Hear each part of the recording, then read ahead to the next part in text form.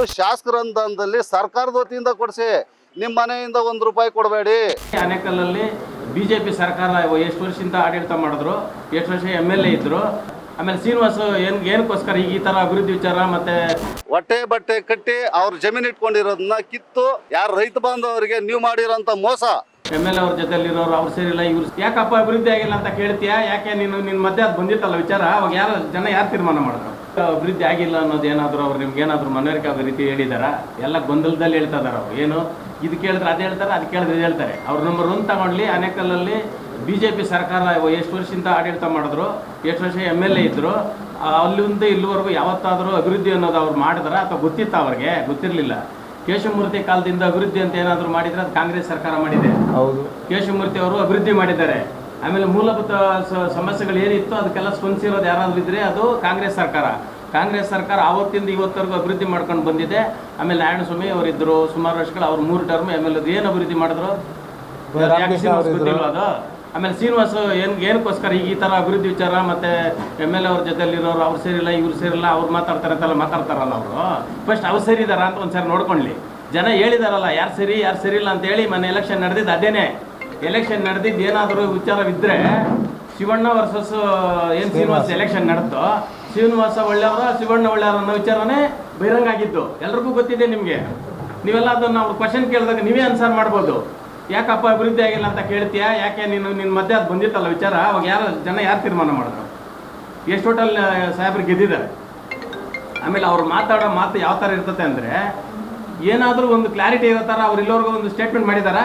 ಶ್ರೀನಿವಾಸ್ ಅವರು ಒಬ್ಬ MLA candidate ಬೇರೆಯವ್ರ ಬಗ್ಗೆ ಮಾತಾಡುವಾಗ, ಈಗ ನಾವು ನಮ್ಮ MLA ಅವರು ಯಾರ್ದೋ ಅವ್ರ ಫೋಟೋಗಳು ಹಾಕೊಂಡು ಇವ್ರ ಫೋಟೋಗಳು ಹಾಕೊಂಡು ಮೇಲೆ ಬಂದಿರ್ತಕ್ಕಂಥ ವ್ಯಕ್ತಿನ ಅವ್ರ ಫೋಟೋಗಳು ಹಾಕೊಂಡು ನಾವು ಬರ್ತಾ ಇರೋದು. ನಿಮ್ಮ ತಾಲೂಕಲ್ಲಿ ನಿಮ್ಮ ಗಮನದಲ್ಲಿರಲಿ. MLA ಅವರು ಏನಾದರೂ ಯಾರ್ದೋ ಒಂದು ಫೋಟೋ ಹಾಕ್ಕೊಂಡು ಇಲ್ಲಿ ಬಂದು MLA ಆದವರಲ್ಲ ಅವರು. ಅವ್ರದ್ದೇ ಆದಂಥ ಕೆಲಸ ಕಾರ್ಯಗಳನ್ನು ಮಾಡಿ ಅವ್ರದ್ದೇ ಆದಂಥ ವೈಯಕ್ತಿಕ ವಿಚಾರಗಳನ್ನು ಇಟ್ಕೊಂಡು ಅವ್ರ ಇವತ್ತಿಲ್ಲಿ MLA ಆಗಿರೋದು. ನೀನು ಮಾತಾಡುವಾಗ ಸ್ವಲ್ಪ ಗಮನ ಇಟ್ಟು ಮಾತಾಡೋ. ನಾವೆಲ್ಲ ಜೊತೆಲಿರೋರು ತುಂಬ ಕಷ್ಟಪಟ್ಟು, ಕಾರ್ಯಕರ್ತರು ಕಷ್ಟಪಟ್ಟು ಕಾಂಗ್ರೆಸ್ ಕಟ್ಟಿರೋರು ನಾವು. ಆ ಕಡೆ ಸದ್ದಾಮ್ ಇರ್ಬೋದು, ಈ ಕಡೆ ಮಧುರಪ್ಪ ಇರ್ಬೋದು, ಈ ಕಡೆ ನಾವಿರ್ಬೋದು, ಗುರುನೂ ಇರ್ಬೋದು. ನಾವೆಲ್ಲ ಸೇರ್ಕೊಂಡು ಪಾರ್ಟಿ ಕಟ್ಟಿದ್ವಿ.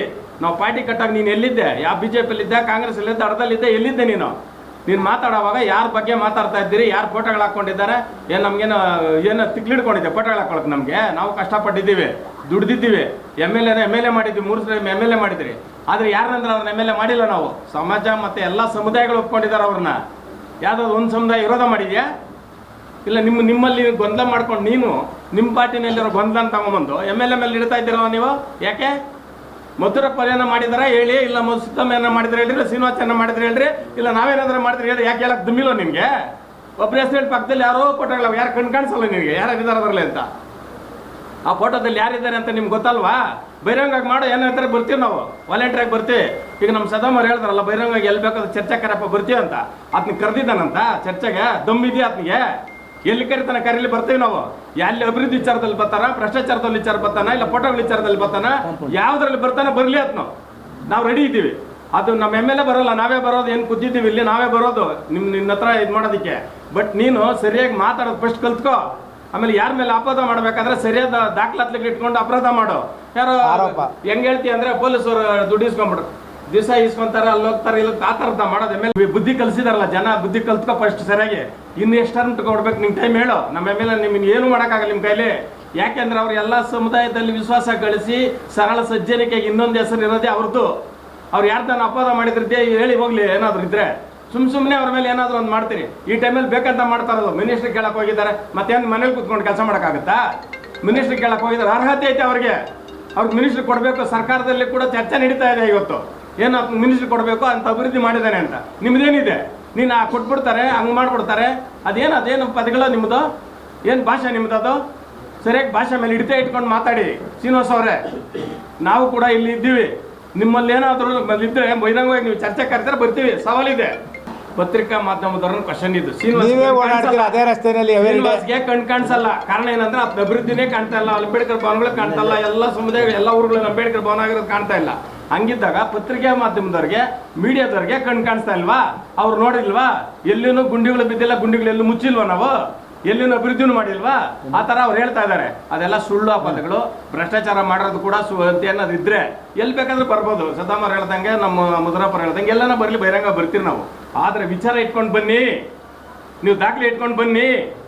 ಅದು ಬಿಟ್ಟು ಗುಂಡಿಗಳು ಮುಚ್ಚಿದ್ದೀವಲ್ಲ ಗುಂಡಿಗಳು ಅನ್ನಕ್ಕೆ ನೋಡಿ.